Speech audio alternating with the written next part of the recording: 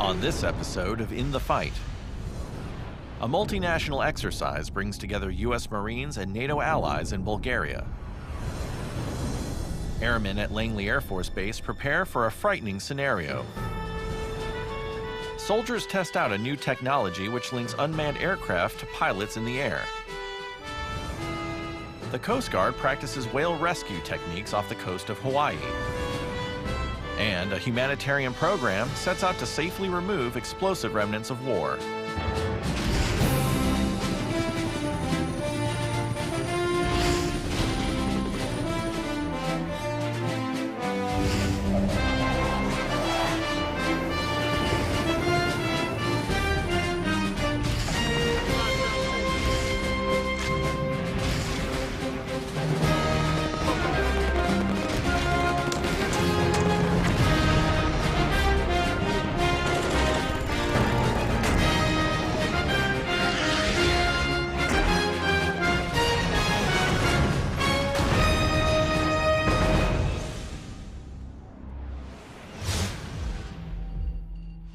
Platinum Lion brings U.S. Marines together with allies from the Bulgarian and Romanian armies, with a focus on peacekeeping and counterinsurgency training.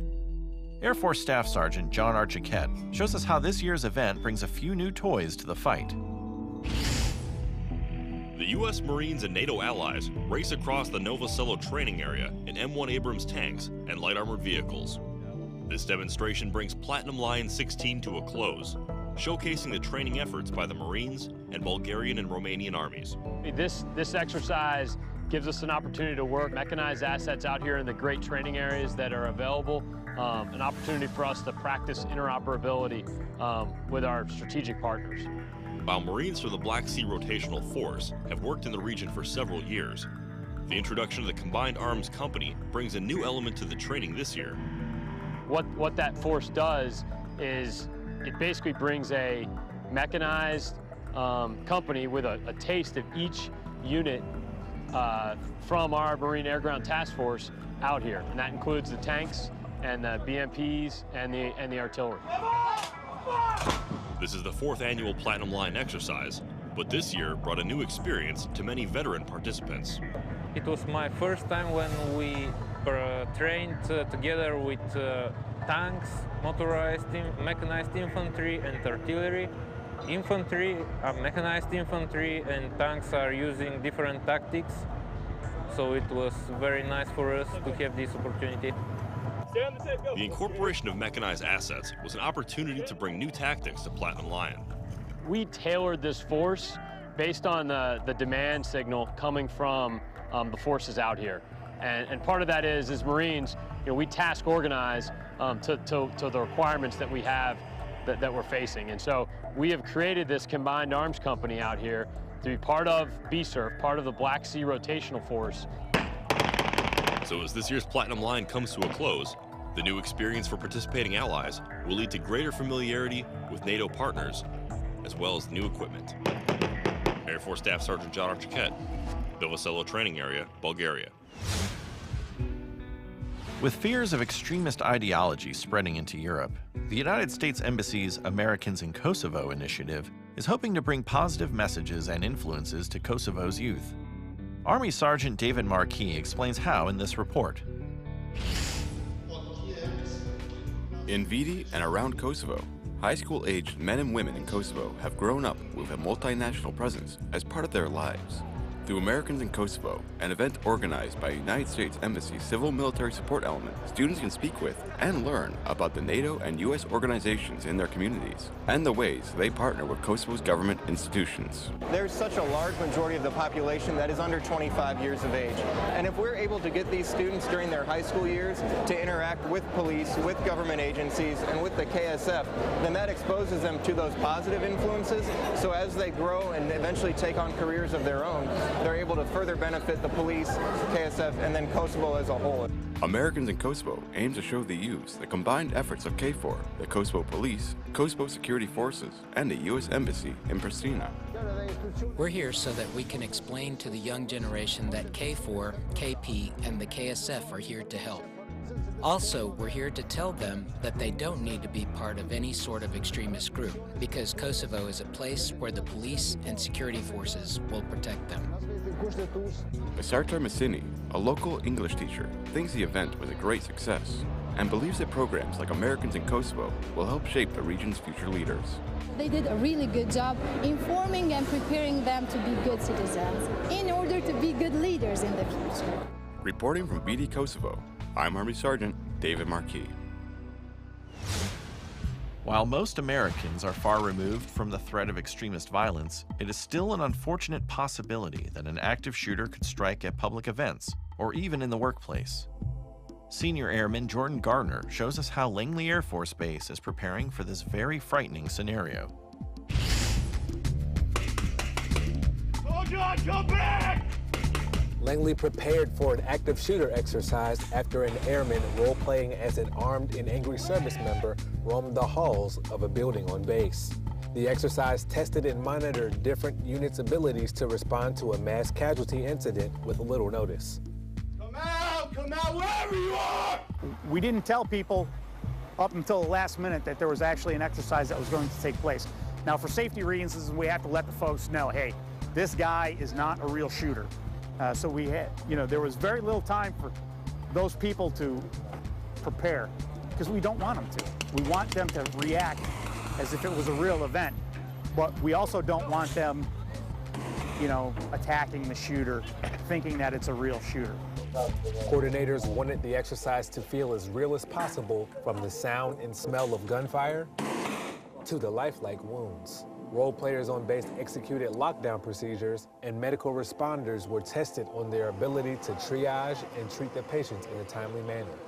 In a mass casualty situation, it's very important to have people who are trained to do triage quickly and efficiently so that the patients are moved and saved. Our role would be to find out what happened to the patients, what do they need, done so that we can place them in the appropriate categories so that they can be moved to the ambulance or to the hospital or specific care needs that they have.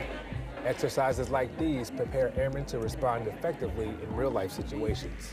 Senior Airman Jordan Garner, Langley Air Force Base, Virginia. Hello everyone, I'm MC2 Daniel Schumacher in Naples, Italy. Got a message for my family back home, mom, dad, brother, sister, all of my brothers. Love you all, I miss you, and I can't wait to see you all. I'm not coming home though, you're coming to me, and we're gonna see Europe together, and we're gonna love it. This is Staff Sergeant Logan Portell from the 51st Maintenance Squadron, Osan Air Base, Republic of Korea. I want to give my family a shout out in Higginsville, Missouri. My mom, Faye, my dad, Butch, my sisters, Savannah and Taryn, my brother, Braxton, and my gorgeous wife, Megan. I love and miss you all. Coming up, airmen put ejection seats to the test to keep pilots safe. And Coast Guardsmen practice whale rescue techniques in the Pacific. Check out DivitsHub.net for the latest accurate and reliable information as In the Fight continues. When was the first ejection seat tested? The answer when we return.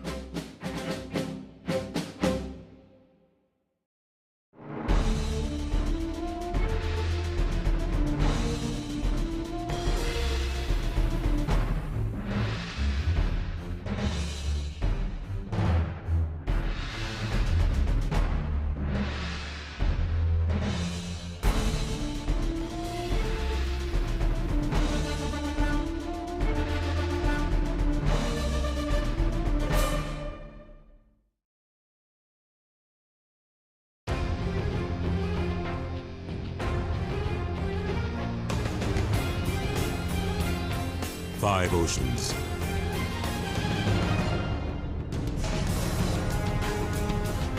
Seven continents. Whatever it takes. Wherever it takes us. America's Navy. A global force for good.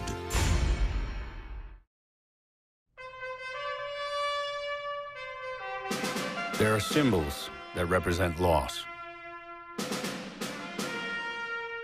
There are symbols that represent strength. And and there are symbols that represent both. Remember, respect, and honor our fallen military heroes and the sacrifice and strength of surviving families who wear the Gold Star pins.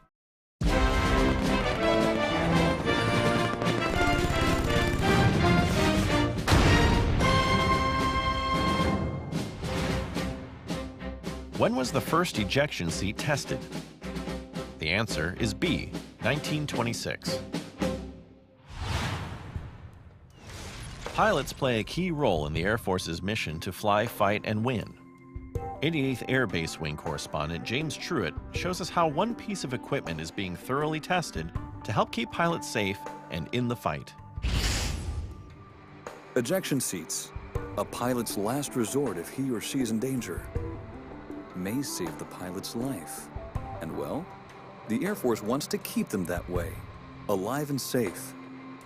Here at the Vertical Deceleration Tower with the 711th Human Performance Wing on Wright-Patterson Air Force Base, John Berman and his team are reproducing the intensity and duration of G-forces experienced during an ejection sequence.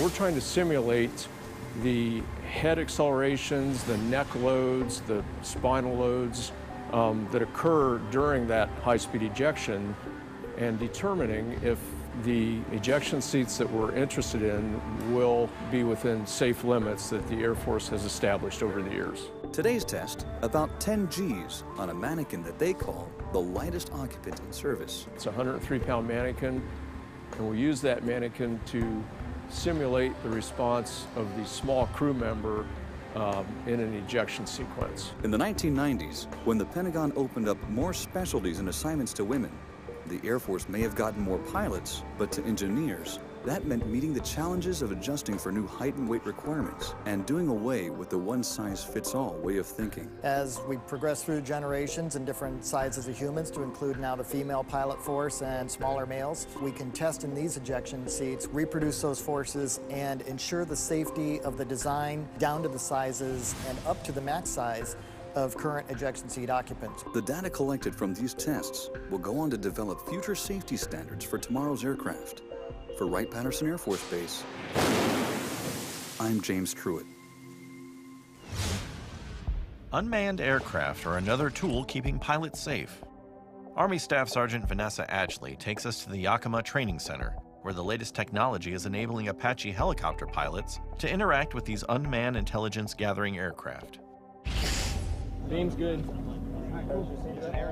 This begins the first of 3 weeks of flight operations for our new equipment training and fielding for the Shadow version 2 unmanned aerial system. This training is important for a number of reasons, but one is going to be to help us maintain the most technologically advanced assets in the Army. 4-6 Heavy Attack Reconnaissance Squadron is the first unit in the Army to have both AH-64 Echo model helicopters, the newest version, also with the newest version of Shadow. With those software changes, it affords the opportunity to link what we see in the unmanned aerial system directly into the Apache attack helicopter so that they can gain better situational awareness in near real-time video.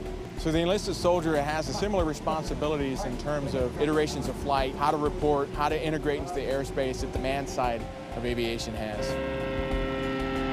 As a heavy attack reconnaissance squadron, it's going to be the first time that we integrate the manned and unmanned teaming out of one organization. So we'll be one whole team from beginning execution into mission complete. Ejecting from an aircraft into the ocean is a real possibility for a pilot, and landing in water with heavy gear and a parachute can be dangerous. Senior Airman Elizabeth Toronto tells us how SEER, or Survival Evasion Resistance and Escape Specialists, are preparing pilots for the worst.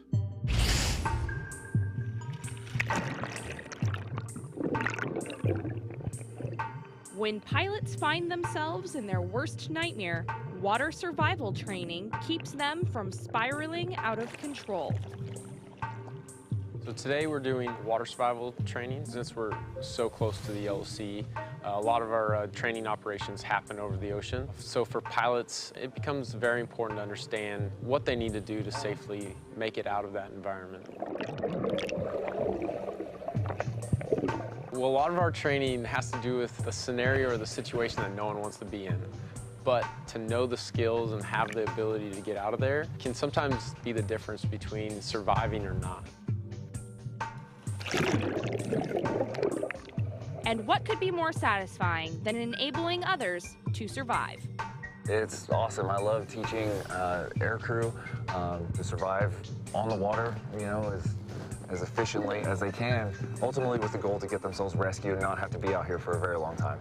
With the skills that the Air Force has given us, given SEER as a whole, I just feel awesome to be able to pass that along to other people and then see the results of that. It's really rewarding. Reporting from Kunsan Air Base, I'm Senior Airman Elizabeth Toronto. Perhaps no branch of the military is better trained at water survival than the Coast Guard. Known for rescuing people from violent weather or sinking ships, the Coast Guard is now teaming up with the National Oceanic and Atmospheric Administration, or NOAA, to save a different kind of life. Navy Petty Officer Jerome Johnson tells us more in this report. This is the major and the most important breeding calving ground of humpback whales in the North Pacific. A large number. We're talking over 10,000 humpback whales are going to be here throughout the whale breeding calving season, which is here. It's upon us. It can be a queue on a patrol. We were reviewing our operations towards freeing a large whale from a life-threatening entanglement. Something that's unique for both sides, both the NOAA fisheries and the sanctuary program dealing with these large whales, and with the Coast Guard side, working together, taking advantage of our different expertise, our skill sets, our resources to come together, pull those resources, and get the job done safely. We had to simulate our whale, our entangled whale. We had one Coast Guard asset, one of the 45s, be the whale. Whale still up, fourth breath. And tow some gear behind it, representing the entanglement. The other 45-foot vessel, Coast Guard vessel in this case, was the approach boat, getting close enough, in this case, a very important role, and that is putting a transmitter package on that whale via the entanglement, via the trailing gear, grappling it in. Taking the shot! And that would allow us to hold on to our whale. Good. So that the next day, when we had the resources and the proper conditions to safely free that whale, we could come together and do that. To have them come teach us how to do it is an honor. I took away experience first and foremost. Being able to be more comfortable in that situation will be outstanding when I run into this, or if I run into this problem. We've had whales drag gear from Alaska, so it's very important to be prepared for this type of operation. But when you throw the 40-ton animal that's 45 feet long, it's unique enough that we need to be prepared and do these exercises, working together as a team.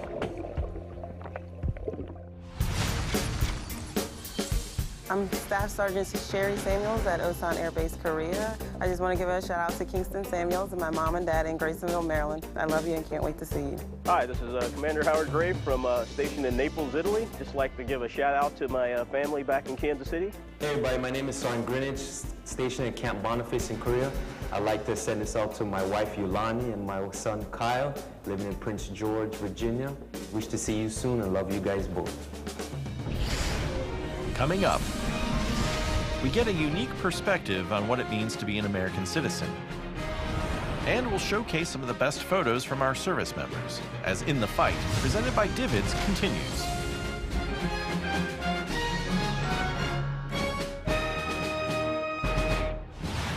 During periods of hostility, service members are eligible for naturalization after how many days of service? The answer when we return. I want to give a shout out to my family and friends. I want to send a shout out to my husband, to my parents, my family back home. I'd like to give a shout out to my girlfriend. To my family and friends in Lansing, Michigan. To my family out in Tucson, Arizona. My beautiful wife and children in Des Moines, Iowa. To everybody in Texas. In York, Pennsylvania. Colorado Springs, Colorado. Chicago, Illinois. Harrisonburg, Virginia. Orlando, Florida. Oceanside, California. And Fort Leonard Wood, Missouri. I love you guys. I miss you. And I hope I'll see you soon.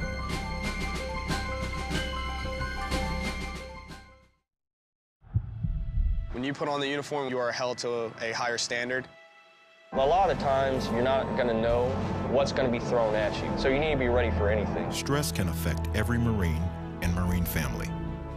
It's very hard for me to have a career when we're always moving around. We have the same bills that everybody else does. And you never want to let your staff NCOs down. The De-Stress Line provides anonymous counseling for Marines and Marine families when it's needed most. It takes courage to ask for help. Call today and let us help you win your personal battles.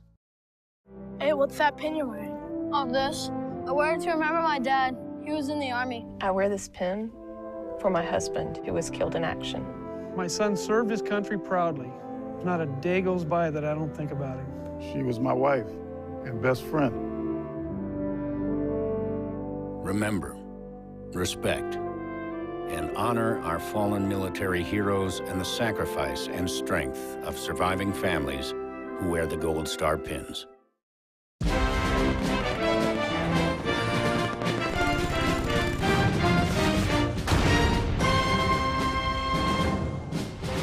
During periods of hostility, service members are eligible for naturalization after how many days of service?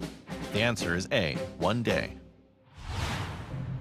The Humanitarian Mine Action Program assists countries in relieving human suffering and in developing an indigenous mine action capability to deal with these explosive remnants of war. Marine Corporal Mandolin Hatch speaks to participants in Cambodia to find out how this program is helping the country. ខ្ញុំឈ្មោះហៀងឌឿនហើយខ្ញុំមានស្រុកកំណើតនៅខាងភូមិថ្មីភូមិប្រាសាទស្រុកកនិតព្រះខេត្តបាត់ដំបងហើយខ្ញុំបានចូលស៊ីម៉ាក់ហ្នឹងវាតាំងពីឆ្នាំ92មកហើយនិយាយពីដែលខ្ញុំធ្វើការជាមួយស៊ីម៉ាក់ហ្នឹងខ្ញុំមានភាពសប្បាយរីករាយណាស់វាចំនៅបានន័យថាចំគោលការណ៍នៃការធ្វើការបោសសម្អាតក្របយុទ្ធសាស្ត្រផ្ទុះហ្នឹងដើម្បីកាត់បន្ថយការកកស្នាក់ដល់ប្រជាពលរដ្ឋនៅក្នុងស្រុករបស់យើងនេះ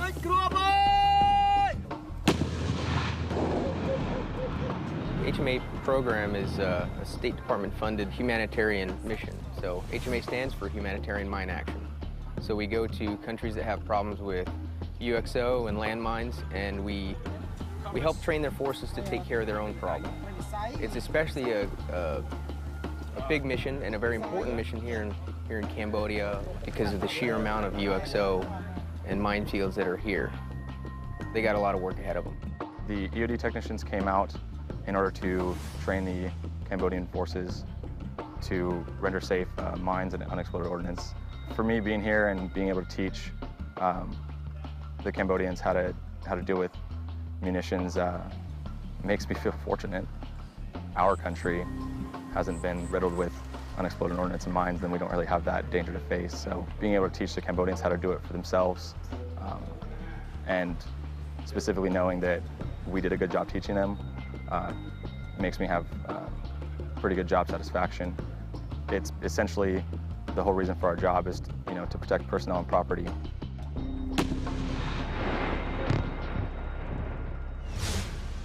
Above skin color, religion, or gender, it is perhaps our experiences in life that most define us and give us perspective on our world. As Marine Sergeant Jonathan House reports, one of this country's newest citizens offers quite a different perspective than the average American. What does it mean to be American? Some may cite freedom, others think of democracy. For Lance Corporal Ben J. Williams, to be American is something much simpler. Just not really having to worry about your daily necessities, things that people take for granted. 6 people, including Lance Corporal Williams, were recently sworn in as citizens of the United States of America. Congratulations, new citizen. Each person came with his or her own story. Lance Corporal Williams' story is one of perspective. Originally, I was born in Liberia. It's a country in the west coast of Africa. Growing up the way I grew up, so much poverty,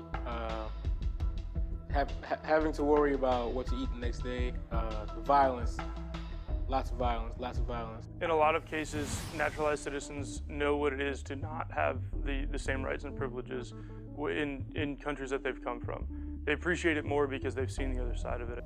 I feel like just yesterday, hearing bullets, seeing rockets, explosions, everything. I lost a lot of friends, lost a lot of family members. Some taken, like literally taken in front of me, taken and killed in front of me. Those are things that I remember every day. And now, hopefully being an American citizen, hopefully that doesn't have to be repeated. But joining the Marine Corps in 2012, Lance Corporal Williams enlisted to serve his adopted country. Enlisting also helped him become a naturalized citizen. I've described naturalization for a lot of people as the keys to the castle. And because it gives you so many rights and privileges, it's not easy to get. Citizenship will allow him the opportunity to help his mother enjoy the same modest American pleasures that he discovered 10 years ago. Things like a fridge full of food. I'm a citizen now, so sending for her is going to be easier. I can pay whatever fees is needed in order for me to send for her. Memories of war give Lance Corporal Williams a perspective of appreciation for his new American liberties. This is now officially your country, your home to protect, to defend, and to serve through active and engaged citizenship. Together, we are a nation united not by any one culture or ethnicity or ideology, but by the principles of opportunity, equality, and liberty that are enshrined in our founding documents. Reporting from Marine Corps Air Station, Iwakuni, Japan, I'm Marine Sergeant Jonathan House.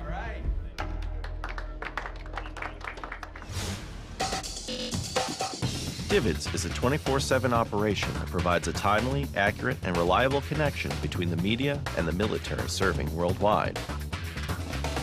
Through a network of over 200 portable satellite transmitters around the globe and a distribution hub in Atlanta, Georgia, Divots gives you access to the front lines with live and archived broadcast video, still imagery, and print products.